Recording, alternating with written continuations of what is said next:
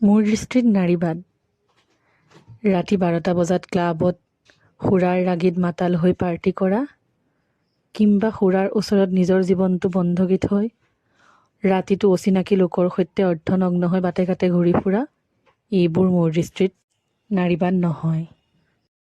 মোৰ দৃষ্টিত নাৰীবাদ অলপ বেলেগ। ৰাতিখন যদি কাৰোবাৰ বেমাৰ হৈছে, নিশা যদি কাৰোবাৰ আকাশৰ তৰাৰ সৈতে কথা পাতিবলৈ মন গৈছে, কাৰোবাৰ নাইট শ্বিফ্ট শেষ হৈছে, কোনোবা যদি জীৱনৰ সন্ধানত নিৰিবিলি নিশা উদযাপন কৰিবলৈ ওলাই যাব খুজিছে, সৃষ্টিৰ সোপান বুটলি অহোৰাত্ৰি অকলশৰে নিৰলস প্ৰয়াস কৰিছে, আৰু কোনো চিন্তাৰ আৱেশ অবিহনে সিহঁত ওলাই গৈছে আৰু সমাজখনে তাত কোনো বিধি পথালি দিয়া নাই, নাৰীৰ কেঁচা তেজৰ গোন্ধ বিচাৰি ৰাস্তাত কোনোৱে পাইচাৰি কৰি ফুৰা নাই, সেয়া মোৰ চাক্ষুষত নাৰীৰ স্বাধীনতা, নাৰীৰ স্বকীয়তা, পৰাধীনতাৰ নাগপাশ ছিঙিব খোজা কত যুগ ধৰি আজৰি আনিব খোজা স্বতন্ত্ৰতা।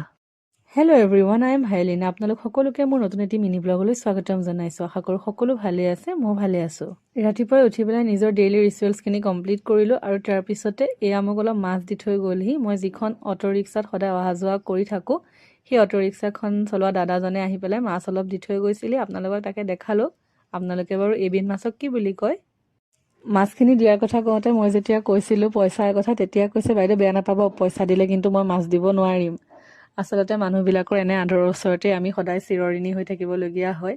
আৰু আজি মই ঘৰলৈ গৈছিলোঁ, এয়া চাওকচোন আমাৰ কোকো, ইয়াৰ নামটো দেই, কেনেকৈ খেলি আছে, আৰু আমি গ'লে যে সি ক'ব নোৱাৰা হৈ যায়, একদম গাতে উঠিবলৈ আহে। এইটো চাওকচোন, এই অমাত জীৱ জন্তুবোৰে যে ইমান মৰম লগাই নহয়, সিহঁতৰ পৰা আঁতৰি যাবলৈ মনেই নাযায়। তাৰপিছত এয়া আপোনালোকক আমাৰ চৌপাশটো দেখালোঁ ঘৰৰ।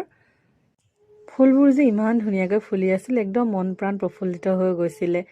আৰু আপোনালোকক এবিধ বস্তু দেখুৱাম, আপোনালোকে কোনে কোনে গেছ কৰিব পাৰে ক'বচোন। মই জুম কৰি দেখাম। তাৰপিছতে এয়া আমাৰ জুহাল, ইয়াতে আমাৰ জুই ধৰাৰ ব্যৱস্থা কৰি থোৱা আছে, আৰু এইফালেদি সোমাই যায় ভিতৰলৈ, আৰু আগফালেদিও এটা ৰাস্তা আছে, সেইফালেদিও সোমাব পাৰি।